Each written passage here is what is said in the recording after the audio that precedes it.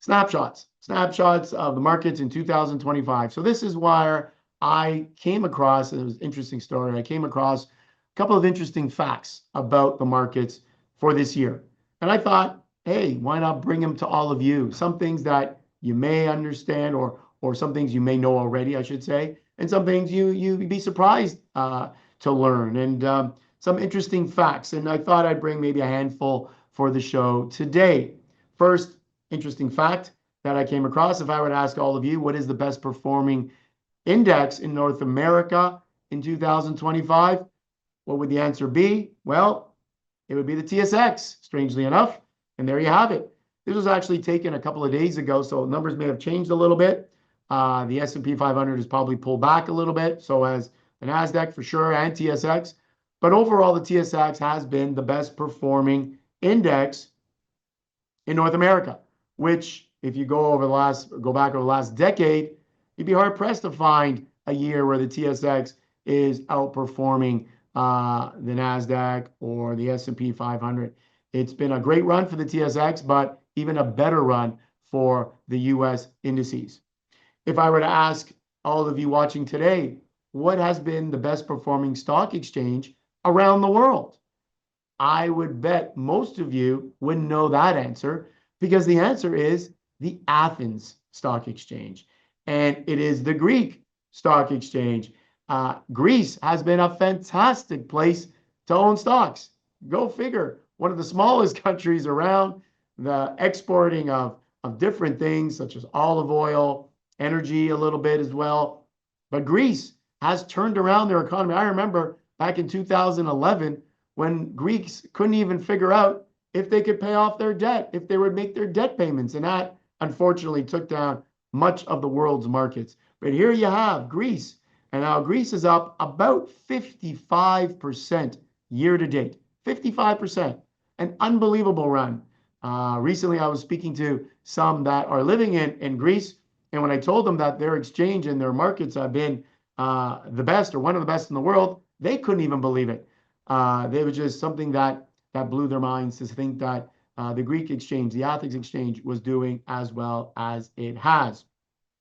Coming back to home, if I were to ask all of you, how much the Mag 7, those big cap tech 7 stocks, make up of the entire S&P 500, what would you say? Would you say greater than 30%? Less than 30%? Well, the answer is over 34%. So the Mag 7, just 7 stocks versus the other 493, make up over 34% of the market capitalization of the whole S&P 500. Unbelievable. The blue actually shows the net income.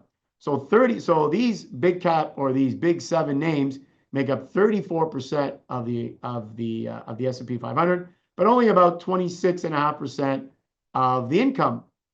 And one of the reasons for that actually is Nvidia. Nvidia is so large that its income is actually finding it difficult to keep up with its market capitalization. So Nvidia actually is a bit of a negative there. You would hope that 34% of the market, you're also making up 34% of the income.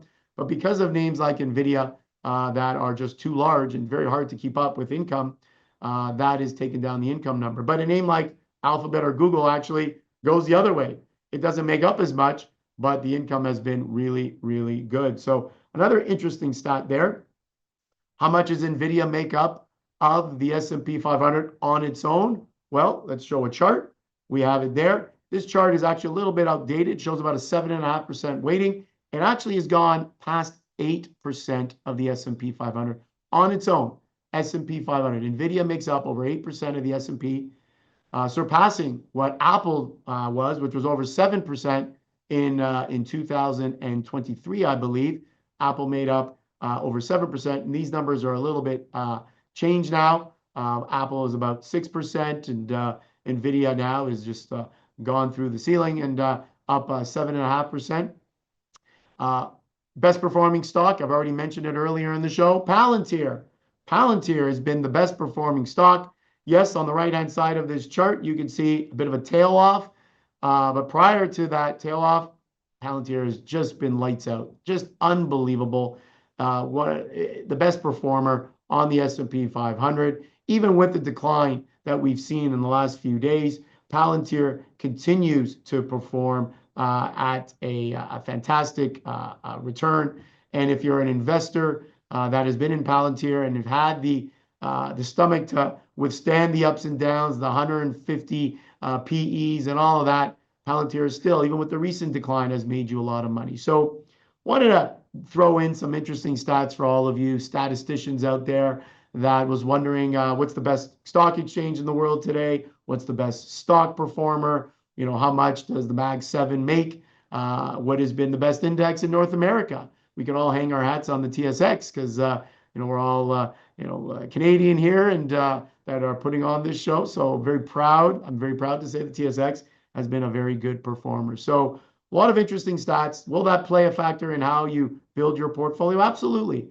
And definitely you should keep some of these statistics in mind before you make your investment decisions going forward.